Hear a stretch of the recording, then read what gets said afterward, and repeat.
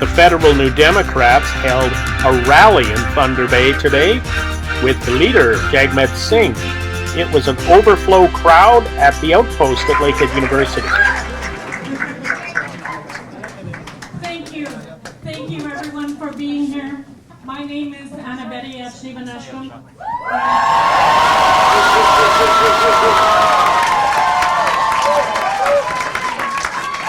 And I am the candidate for Thunder Bay Superior North.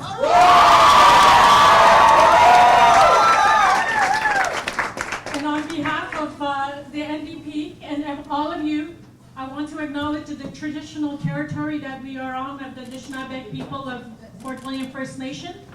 So thank you to them for working.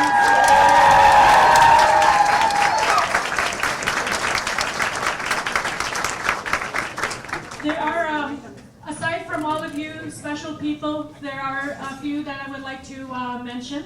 We have Jim Foltz over here in the back. Jim Foltz.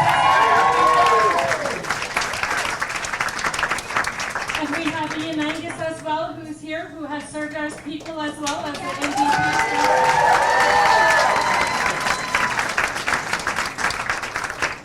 So I'm very proud to be part of this wonderful team.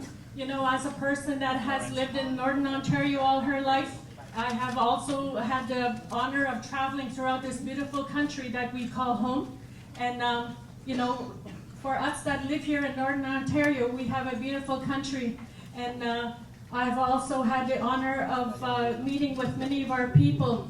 And, you know, whether it was sitting on the shores of Grassy Narrows or on the Albany River or here in the wonderful Lake Superior, you know, we have a lot of work to do to protect our lands and our waters. Yes. And, you know, yes. So yes. Let us do that together.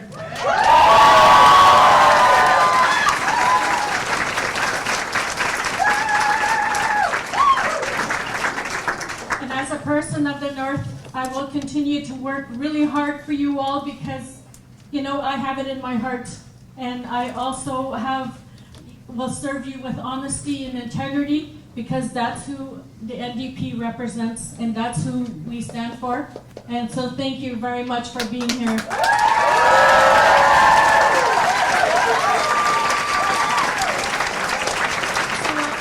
at this time, I want to introduce Yaksamwan, who will be the next MP for Thunder Bay Rainy River.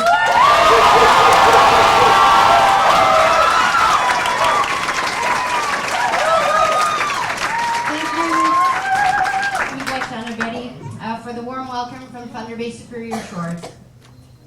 Thank you. Hello. Welcome. Bonjour. Bienvenue. Hey. What a fantastic crowd. Thank you for coming and joining us. My name is Yaksamwan and I am the candidate for Thunder Bay Rainy River.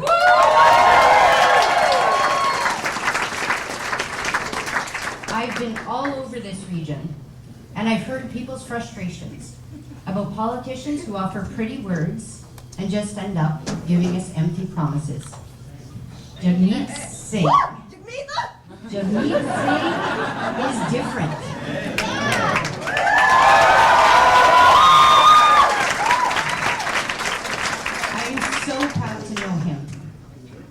And I know that he genuinely loves people and he cares about what happens to the rest of us. In this campaign, his leadership is one that is taking on the rich and the well-connected, and he's standing up for Northwestern Ontario and all Canadians against the powerful corporations and the lobbyists. He is putting forward ideas that will make Canada better for all of us. I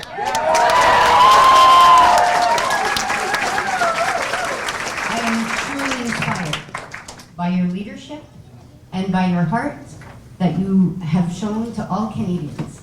That I'm just so proud to be on the NDP team and the representative for Thunder Bay Rainy River. So please join me in giving a warm northern welcome to our leader of the New Democratic Party of Canada, Jagmeet Singh.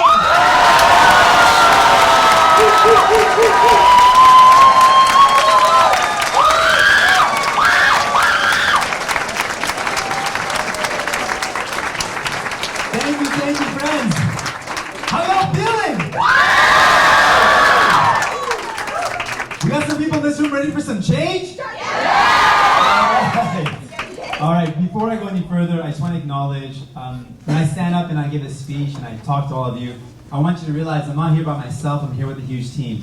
And I'm really honored to have two of those amazing teammates with me, Yuksem and Anna Betty. These are just two of the incredible teammates we have across Canada. We've broken a lot of records with our team, but just give some love to our incredible team there.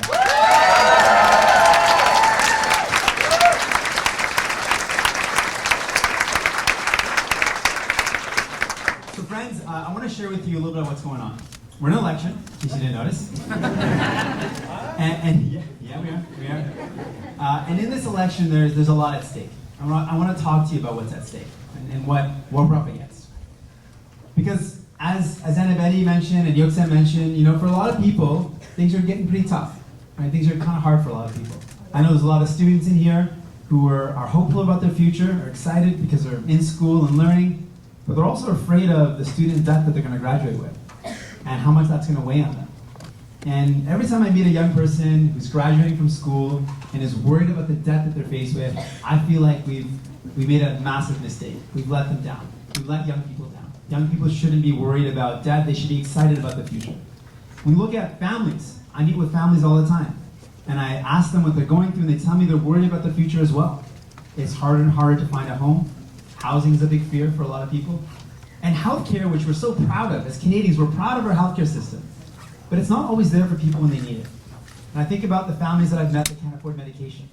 In a country as rich as ours, there's far too many Canadians that have to make a really tough choice between whether they buy the medication they need, or the groceries, or pay the bills, or pay the rent.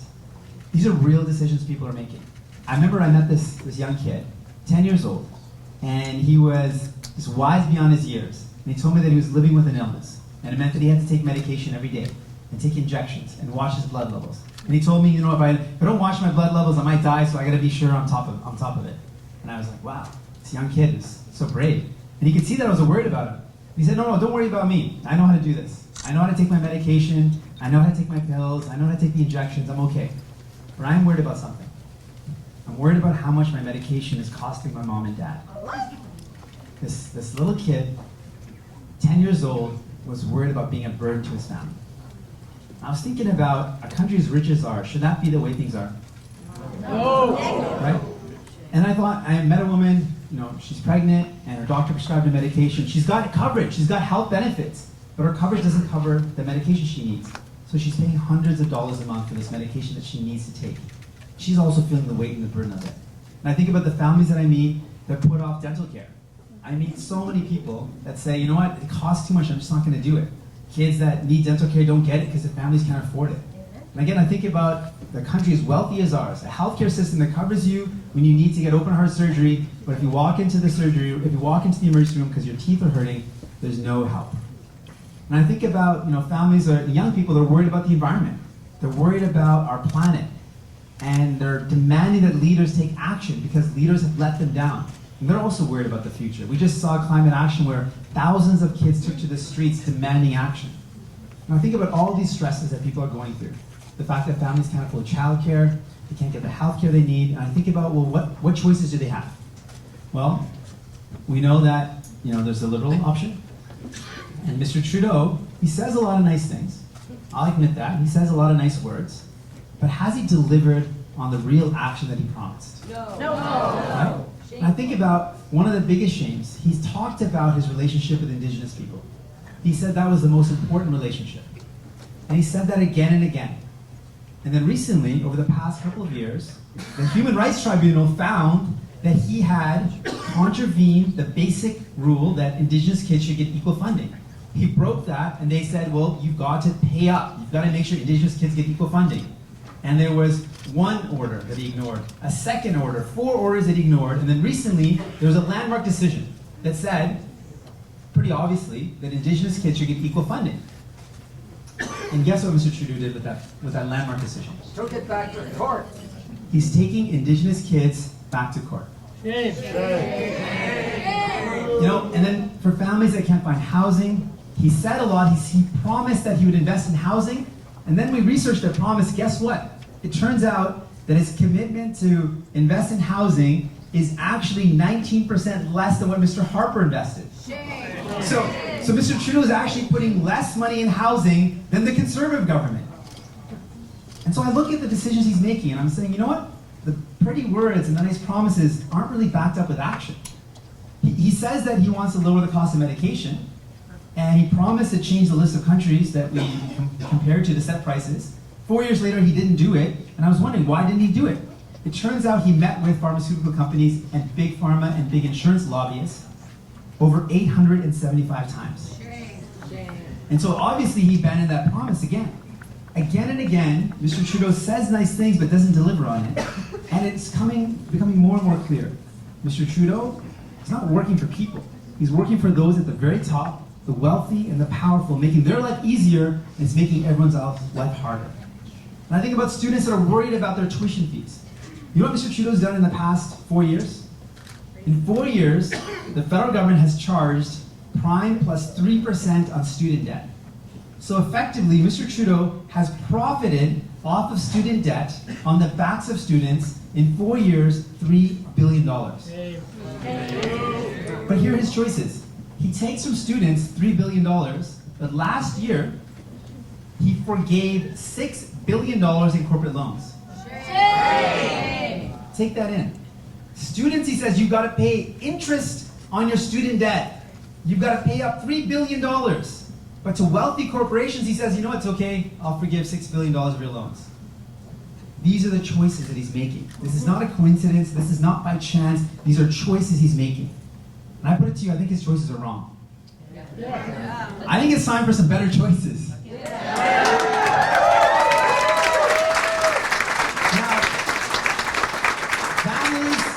Now, families can't wait 4 more years for the health care they need. They can't wait 4 more years for the dental care they need. Students can't wait 4 more years for change to make life easier. Now, are conservatives the answer? No. I was pretty sure you'd say no in this room. But let me break it down, because they're going to say some nice things as well. They're going to say in this campaign, they're going to say, you know what, we're going to put money in your pocket. We're going to cut your taxes. Now, sure, they're going to cut taxes. They're going to cut it mostly for the richest, right? Mostly for the richest. But cut a little bit for everyone else. But what else are they going to cut? They're going to cut all the services that your family and you count on. And it's going to end up costing you a lot more. They're going to talk about saving you money, but let's be honest, they're going to cost you a lot more. So if we can't go with the red door anymore, that's not going to help us out. And the blue door is not going to help us out. Well, where do we go? I say it's time to choose the orange door this time around.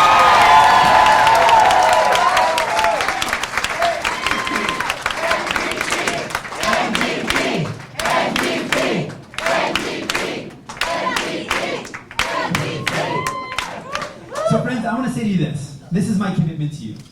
We can take on the big pharma and the big lobbyists.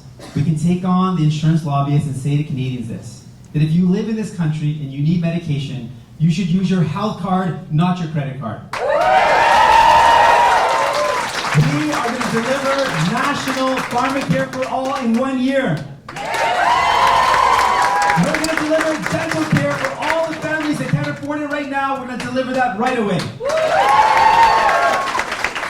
We're going to say to students, to young people who are stressed and feeling the weight of student debt, we're going to say to you this. On day 1 of a new Democratic government, we forgive all interest on student loans right away. And then we're going to go further. We're going to go further. We're going to replace loans with grants that are non-repayable. Yeah.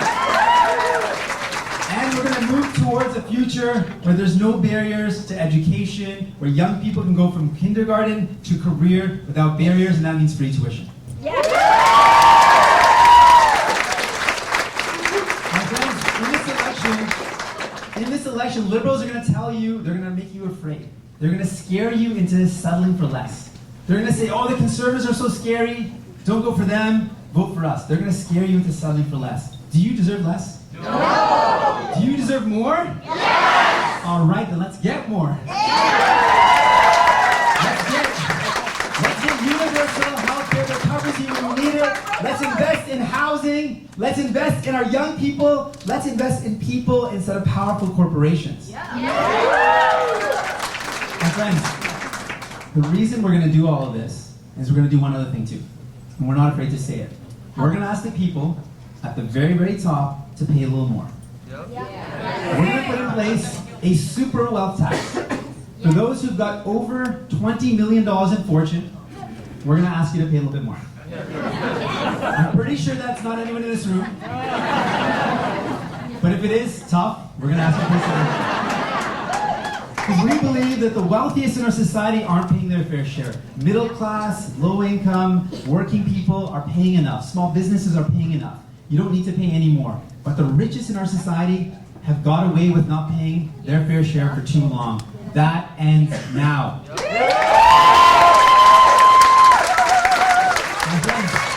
My friends, I'm not in it for the rich. I don't work for the powerful. I work for all of you. I'm in it for all of you. I'm going to fight for all of you, and together we're going to build a better future. Are you ready to do it? Are you going to elect Anna Betty and get some of this writing? Are you going to travel across the country? All right, let's do it. Thank you very much, my friends.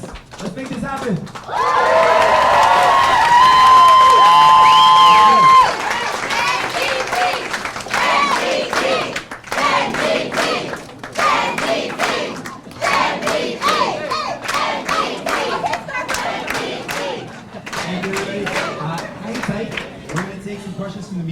So this is a beautiful group of energetic folks. Stay here, stay energetic. We're going to take some questions. Okay, we're going to begin in the back. Hello, Mr. Singh. Kevin Gallagher, CTV National News. I know that you just brought it up in your address here to the crowd, but the Liberal leader has now reacted, of course, to the decision to continue to challenge that Canadian Human Rights Tribunal decision for Indigenous children. He's saying that there wasn't enough time, that this decision came just before the writ period, that the children do deserve compensation, but that his government, or any government that would come in after October 21st, needs more time to prepare to do that properly. What's your reaction to that statement from Justin Trudeau? If he was genuine about taking the time to deliver the money, he wouldn't be appealing the decision. He'd be talking about how to get the job done.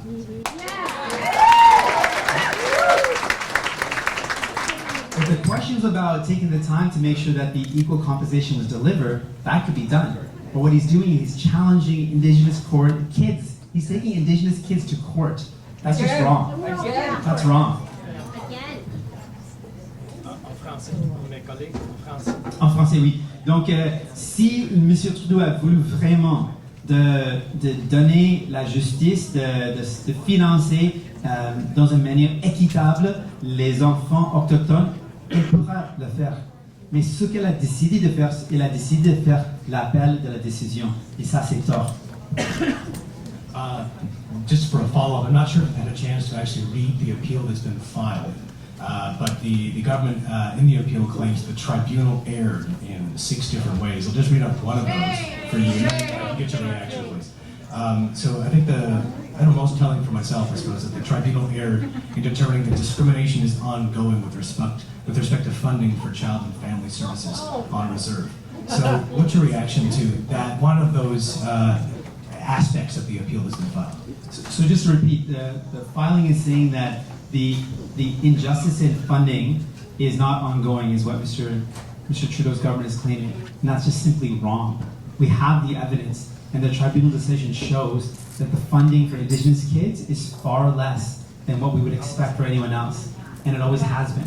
And so this is not just a historic injustice, it's an ongoing injustice until a government takes the courage to say, no, we're not going to continue to unequally fund Indigenous kids. We're going to make sure they get the same funding. I would do that without any question.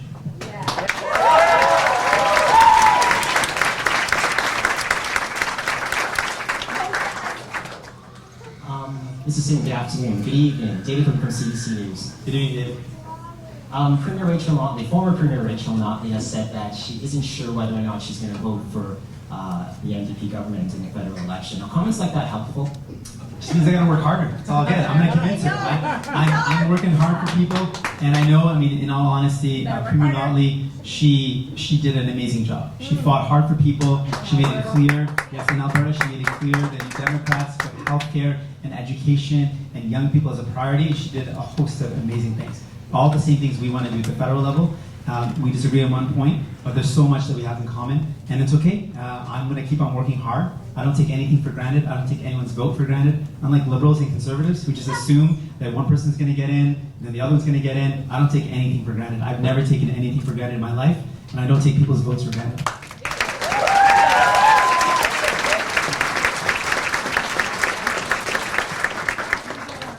When is the last time that you reached out to her? I mean, Yeah, our team has been reaching out to the Alberta NDP on a regular basis. like yourself, I mean, she is a force for the NDP within Alberta. Yeah, When have she's- you personally reached out to her or met with her? Yeah, she's a great force for the NDP. She does amazing work, and I'm proud to call her a champion that's fought for people and someone that I respect. And I'm continuing to reach out to her team, and I look forward to meeting in the future. Mr. Singh, Michael Couture with Global National. Welcome back, Michael. You can apply to that. I'll take the response from the room that you and that lady are the only two people happy. I know what to say. So now I forget. No, I'm No, it's kidding. okay. You're good. You're good. Back to the problem with Ms. Notley. I mean, you said you disagree on one thing. Yep. You said openly that you wouldn't twin Trans Mountain. That's right. So how do you transition out of oil without throwing an entire province out of work? Well, here's the reality. Oil sand workers, resource workers across Canada go through bust and moves. And whether it's this current situation people are in right now or in the past, it's been that way. Where through no fault of those hardworking people, the international markets go up and go down, and that means people go through bust and moves. And I think that's unfair. That workers, hardworking people have to go through that volatility. I think it's incumbent on government to make decisions to build an economy that's more sustainable, that's more reliable, and that creates jobs that are long-lasting and quality. That's my commitment. And so what I'm going to do is make investments in clean energy, make investments in retrofitting homes, make investments in building new homes across this country. That's going to give massive opportunities for work. Our plan to tackle the climate crisis is not just a plan to tackle the climate crisis, but it's also a jobs plan. It's going to include training and changes to EI to give people opportunities to get the skills they need for the future, to help them when they're going through ups and downs. I believe in taking care of workers. New Democrats have always fought for workers, and we always will.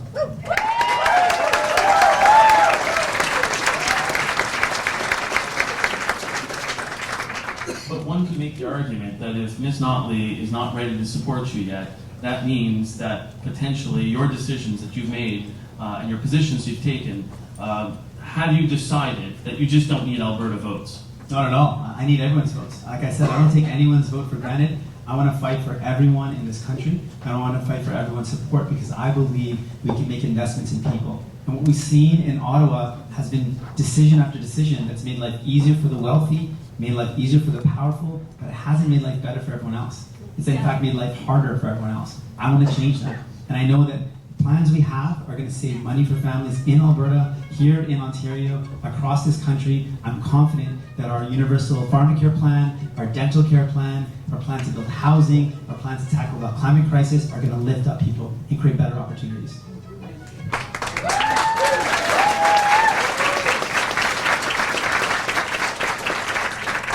Bonjour, Jérôme Lavé, Radio-Canada. On a compris que vous n'étiez pas un grand fan de pétrole. Et François Blanchette, aujourd'hui, comme l'a déjà fait le Premier ministre Legault, a qualifié le pétrole albertain, le pétrole des sables bitumineux, qui pollue énormément, de pétrole sale. Est-ce que c'est une expression avec laquelle vous êtes confortable? Donc, ce que je veux dire, c'est que ce qu'on peut faire pour l'avenir. Et pour l'avenir, comme gouvernement fédéral, on a le pouvoir d'investir dans l'avenir. Et ce qu'on va faire, c'est de tout de suite annuler les subventions pétrolières. Et avec cet argent, on veut l'investir dans l'énergie propre, dans l'énergie renouvelable, parce que pour l'avenir, c'est clair. Si on investit dès maintenant, on peut être leader mondial. Et c'est nécessaire qu'on agisse dès maintenant pour faire face à la crise climatique, mais aussi pour être leader en matière de l'environnement et de l'économie globale.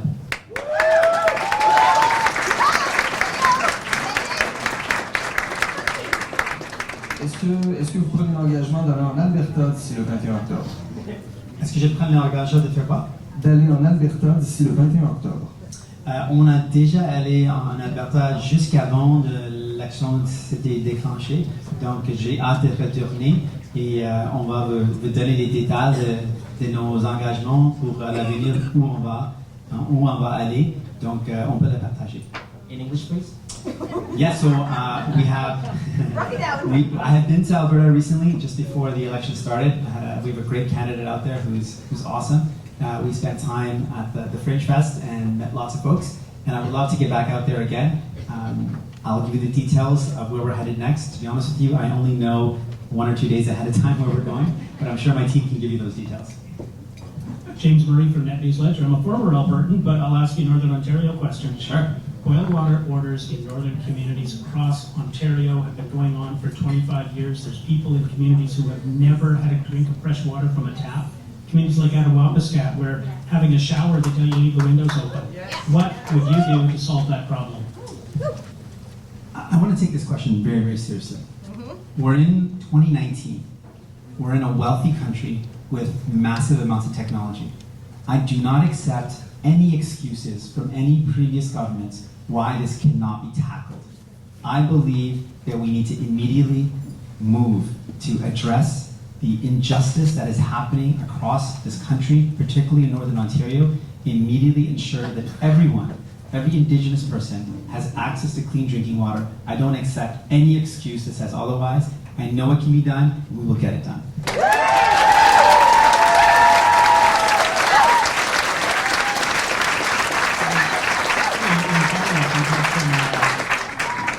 We've had some recent announcements in the north on Wate Power with east-west power connection announced this week. There has been a lot of funding announcements for education and forestry for First Nation communities across the north. What else can be done in your opinion? Well, the east-west energy connection is a powerful idea.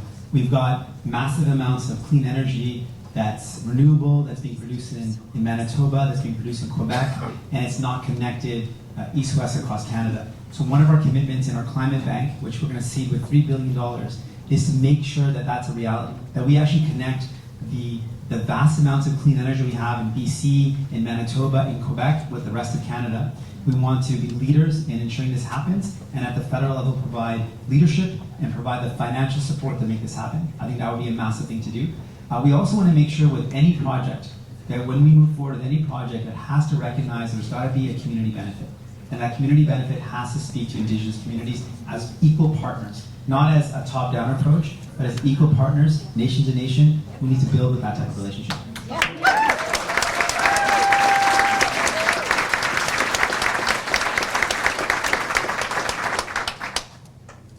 Miguel Lachance, Radio-Canada.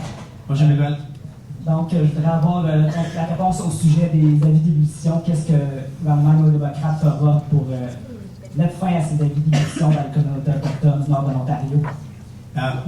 C'était quoi? C'était quel jeu? Les avis d'ébullition, l'eau dans l'eau potable. Ok, d'accord. Donc, ce que j'ai dit, c'est maintenant 2019.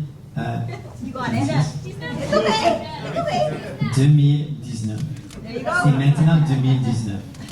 Et dans 2019, avec la technologie, avec la puissance de notre pays, avec l'argent, la richesse qu'on a comme pays, je n'accepte pas des excuses pourquoi les gouvernements anciens n'ont pas réagi à ce problème. Je n'accepte pas des excuses. Je vais le faire. Si on a le courage de le faire, on peut le faire. Et le gouvernement néo-démocrate va prendre ça au sérieux et on va agir de maintenant et s'assurer que chaque communauté autochtone a le droit à l'accès à l'eau potable.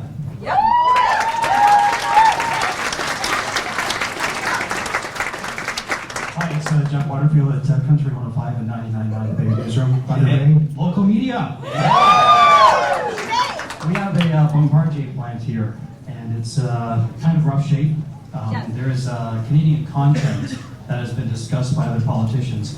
Aside from that, what other things can you do to help save this plant? Well, let me just touch on that. So I spent some time with the Bombardier workers, those hardworking men and women that are right now faced with massive job losses in the future. Already, many of them have received layoff notice, and many more are going to get laid off. This is pretty devastating for a city, for those families, and it's really scary. And one of the things that we're not doing is Canadian content. And I actually haven't heard anyone else, any federal leader talk about this. And so I I made an announcement at the Bombardier work site with some of the workers that were from Bombardier, and I said a new democratic government would ensure that when we're using public money for procurement, it has to go towards procurement that it requires Canadian content. So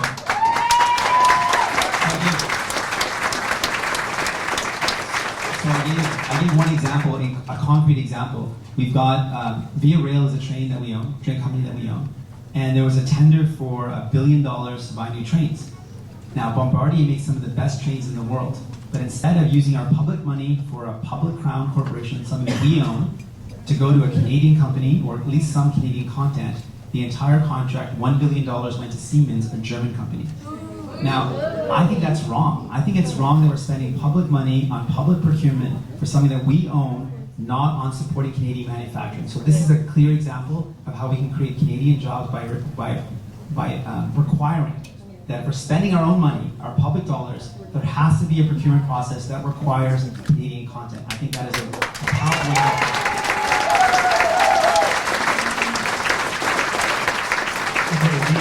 The Canadian content has been discussed in the past. Never done that. Okay. Is there anything else besides Canadian content that has never been thought of before that you can think of? Sure, yeah. So one, I mean, I would do it, not just talk about it. So I want to make that a distinction. It's a big difference, right? No one's proposed that as a concrete commitment in this election. I proposed that as a concrete commitment. So that's one.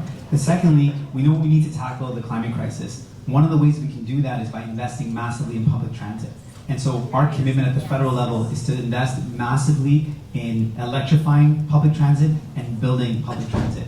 And what that will do is create jobs for Bombardier, a Canadian producer of some of the best LRTs, light rail vehicles that run in cities, that can be run by electricity, that can change the impact we have. We know that the three largest contributors to greenhouse gases are energy production, buildings, and transportation. If we make those massive investments, which we have committed to doing, massive investments in cities across this country will create jobs here in Canada, will help us lower our emissions, but will also ensure that we're making life better for people because they can get around better. So that's what we're going to commit to as well.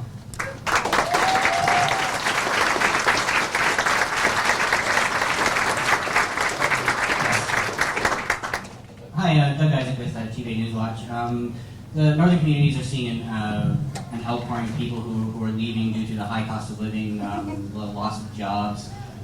It's estimated that the Northern Ontario would need thousands of new immigrants just to keep these communities going. Is there anything that the NDP would do to incentivize people coming to this region to basically keep it on its feet? Yes, absolutely. Yeah, absolutely. We've got a new deal for people. It's our platform commitment, our commitments to people. We also have a new deal for Northern Ontario. And that new deal involves making sure we connect the opportunities that exist in Northern Ontario with new Canadians as they come. There's great opportunities here. We've got plans to make sure we make investments in the north. The Northland Express is something that was taken away that lost connectivity, that made it harder for people in the north. We want to invest in making sure people have an opportunity to live and to grow and to expand our country, and particularly the Northern Ontario. So I want to check that everyone's okay. Does anyone need help back there? Is everything okay? We all good. Okay. Everything's okay? Okay. So that's what we would do. I think there's a way to make sure we connect people who come to Canada with the opportunities, and that has been done, and we're making a commitment to make sure that happens. Thank you.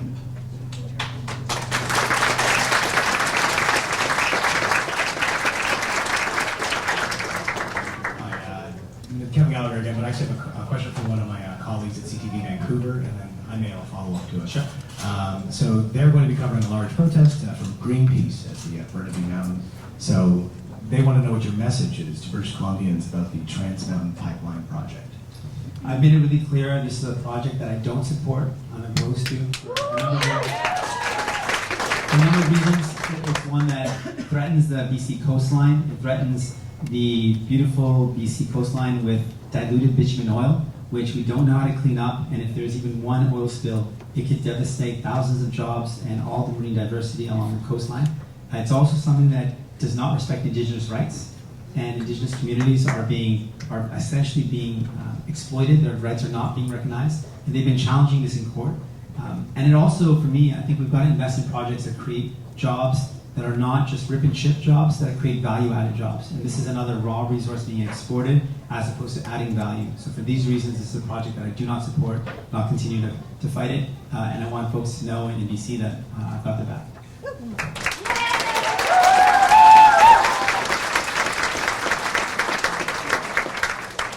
You've been so clear about that project, but I find less about the huge liquid natural gas project that's also going through BC. So if you form government, would you allow that project, which arguably could have a bigger impact on carbon emissions, to go forward?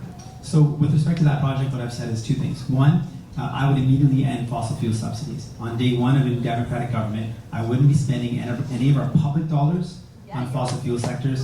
Instead, I'd be spending it on clean, renewable energy. The second thing is BC has the most ambitious climate action plan in North America, and they fit all of their projects within their plan, and I trust them to do their work. But my problem is Mr. Trudeau hasn't done that. He hasn't fit Trans Mountain within a national framework of reducing emissions. And because he hasn't done that, it's another reason why I oppose the project. Hi, Mr. Singh. My name is Mitch Goldberg. I'm with the Chronicle Journal here in Thunder Bay. Hey, Mitch. Bringing the topic back to Northern Ontario. Now, you've mentioned some investments, and I just want to know where exactly these investments are going to go and how you're going to oversee them to ensure that it really revitalizes the local economy. Sure. So first off, to just make life easier for families in general, our commitments to universal pharmacare for all is going to save families thousands of dollars. It's going to make life easier. Our commitments to dental care is going to save thousands of dollars for families here in the north and across Canada. So those are commitments that will make life better. We've got a commitment for childcare, which is going to help out families. Again, literally saving families at least $2,000 a month because childcare costs so much. But in addition to that, for the north specifically, what we want to do is our plan to tackle the climate crisis involves an energy retrofit. That's to retrofit all homes and buildings. Those are retrofits that have to happen in communities. That means creating jobs in the north. That means creating jobs here in Thunder Bay, jobs that are involved with the renovation of buildings, the retrofitting, the installation of solar panels and windows and insulation. These are going to create jobs in communities. They can't be exported. In addition, we want to make sure that when new Canadians come to Canada to make Canada their home, they're better connected with opportunities here in the north. We want to connect them directly to the opportunities that exist here in Thunder Bay and in the rest of Northern Ontario. It's a beautiful place to live, but people just don't have that connection, and we want to make sure that happens. There's other questions from the media friends. I want to say thanks again for being here. Thank you. You're so amazing.